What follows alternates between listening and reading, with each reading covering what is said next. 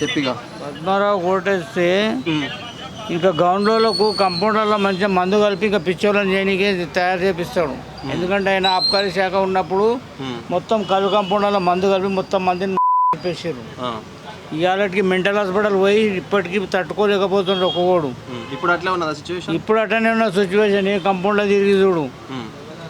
ఓలను గెలిపించుకుందాం అనుకుంటున్నావు ఇప్పుడు ఎంపీగా? ఎవరు ఎంపీగా అంటే ఇక బీజేపీనే గెలిపాలి. వేస్ట్ తెలంగాణనే పోయింది. ఇంత దొంగ స్కాములు చేస్తారని ఎవడు కలలా అనుకోలేదు.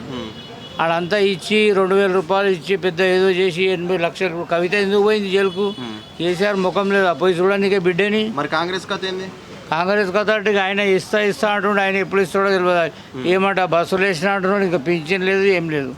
ఆడిచ్చిన పింఛనే 2016 ఇస్తున్నాడు. మొత్తం గెలుస్తాడంటావా మరి కిషన్ రెడ్డి? ఎవరు? కిషన్ రెడ్డికి ఉన్న ఛాన్స్ ఇలా సనత్ నగర్లో. ఇంతగానము హరీష్ రావుది కేటీఆర్ది తెలిసిన తర్వాత ఎవడు ఇళ్ళకు ఓటేయడు. లక్షల కోట్ల కూర్చొని మా దగ్గర 1 లక్ష రూపాయలు మాకుంటే ఒక 5-10 లక్షలు ఉంటే ఒక ఇల్లు ఇస్తే మా బతుకు మేము బతికేంత కెపాసిటీ మాకు ఉంది.